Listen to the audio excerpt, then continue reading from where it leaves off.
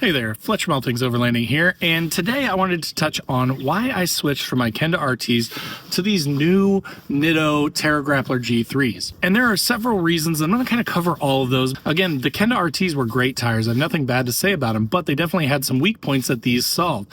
They also probably have some strengths and stuff over the Nittos as well, so it just kind of depends on your use case and what you're looking for. So again, let's dive into the Terra Grappler G3s, and hopefully that gives you some good information if you're considering these tires.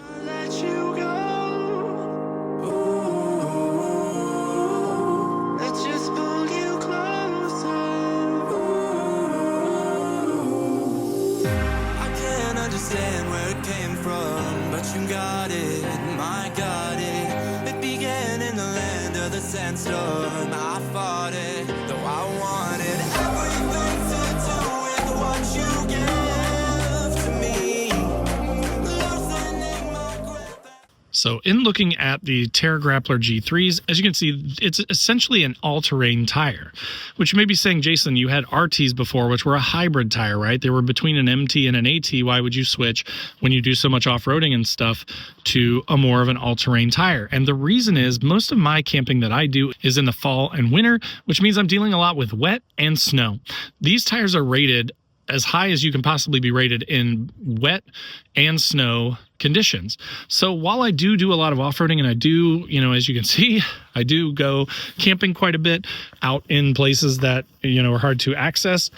The off-road portion of it, which is the weakest part of this tire, this is rated about a 3.5 out of 5 on the off-road scale. And I would say the Kenda RTs were probably closer to like a 4 to a 4.5. Yes, those Kenda RTs are going to give me a little bit better traction when I'm off-roading specifically, but let's be honest, I daily drive this truck. I live in the Midwest, so I'm not doing anything super crazy. I'm not climbing, Black Bear Pass every other weekend or anything like that. I am mostly just driving the truck. So going from the Kendas to these, I notice a huge drop in sound. So the noise quality is fantastic on these tires. They're extremely quiet, but still give you plenty of capability. The biggest change that I've noticed, though, is in the wet conditions. So with all of the gear that I have on my truck, it makes it pretty heavy, and specifically pretty top heavy with the big rooftop tent and all the gear in the back of the truck. So when I would go through, say, a roundabout or a sort of a tight turn in this truck with the old Kendas, I would understeer and push through the roundabout, and oftentimes even leave my lane because the Kendas just aren't that great in the wet. And again, being completely honest with myself and my style of driving and how much I go camping and overlanding, I go quite a bit. But even if I'm lucky, I maybe go 15, 20 times a year, right? Maybe for a week or so at a time, maybe for a night or 2 nights. But most of the time, I need to drive this thing in normal conditions on pavement. So on dry pavement, these things are rated, I think, a 4 out of 5. Again, on wet and snow, they're rated like a 4.5 or 5 out of 5. So they do amazingly well. With these big lugs, they leave a lot of room for water to sipe through. And they just handle great. I mean, I have so much more confidence in the truck now when I'm driving it on the road and it's been wet, or when I'm driving it off-road and it's been snowing. They just grip and go amazingly. Now, at the same time that I switched tires, I decided to upgrade my wheels as well, just because I had the stock Pro 4X wheels on my Frontier with the old Kendas on them, and I figured why not just leave those tires on if I've got to mount new tires anyways. Let's do the wheels at the same time. So I went with these Brink Barracks, they're called. These are in Vivid Titanium is the name of the color. I just think with the Boulder Gray, they look great and they really sort of set off the truck. And I just like having something that's a little bit different.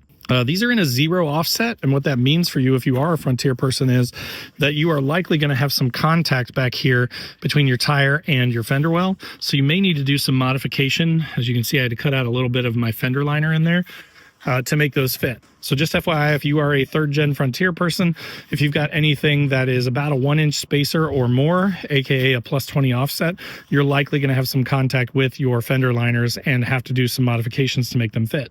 All right, guys, so again, I just want to wrap this up. I wanted to make a quick little video because I've had a ton of people saying, oh my gosh, why'd you switch? You've been running Kendas for years, right?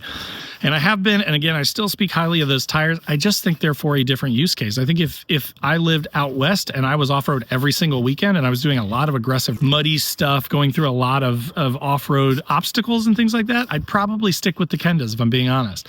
But these things have been great off-road the couple of times that I've been to like off-road places. I mean, you can see they cut right through the mud mud and stuff, I had no problems with them as is, but the fact that they get way quieter for daily driving, the fact that they are incredible in the rain and the slick. I mean, the day that I had them mounted on the truck, it was pouring down rain my whole way home. I went through a couple of roundabouts where I normally would have had to slow way down, maybe like 10 or 15 miles per hour to keep from pushing out into the other lane next to me. They're 2-lane roundabouts. So with these G3s, man, I can throw that thing through the roundabout full speed like I normally would have in the past, and I don't slip and slide in the wet, and I love that. And again, I go a lot in the winter, so when these things are rated so highly for snow and wet, these just make a lot of sense for my daily driving. The fact that they're way quieter is just a nice side effect. Like, I've noticed that I haven't had to turn my radio up as much because I'm not over, trying to hear over the RTs, which the RTs were markedly quieter than the MTs. So I don't want to say that they're super loud, but they're definitely louder than these tires. So if you want something that's quiet, that's great in the wet, that's great in the snow, is reasonably priced, and comes in 33s. These are 285/70 R17s, which is a pretty common size upgrade for the Nissan Frontiers, especially the third gens, then these are a great option. I would put a link in the description down below to Nitto if you want to check them out. They're awesome tires, and I've been loving them so far. So anyways, that is the reason for the change. I hope that was helpful for you guys. Again, especially my Nissan folks that have been pinging me and asking me, why'd you change over and over again. So as always, there will be links in my description down below to all my social channels, wherever you want to come follow along. I'd love to have you. If you liked the video, if you got value out of it, click that like button. Click the subscribe button and the bell to be notified when new videos drop. I do a couple every week, so there's tons of stuff here about third-gen Frontiers. There's tons of stuff about overlanding and camping, gear videos, all kinds of stuff like that. So if that sounds good, make sure to click that subscribe button. Also below this video is a join button, which is just sort of a passive way to support the channel. It gets you early access to some of the videos and some other perks. Or if you want a more active way to be involved with all things overlanding, there's also a link to my Patreon page where we've got a 24/7 Discord. We all kind of chat and hang out every day. We have a once-a-month Zoom call, and we're getting together once or twice a year, so tons and tons of fun to be had there. There's also a link to my website down below where I've got funny overlanding camping themed patches and stickers, things like F people, let's go overlanding, or I hate people, let's go camping, right? As well as all things overlanding stickers and patches. So if you're into any of that stuff, check that out. And then last but not least, there's a link to the Newbie Overlanders Facebook group, which is totally free to join.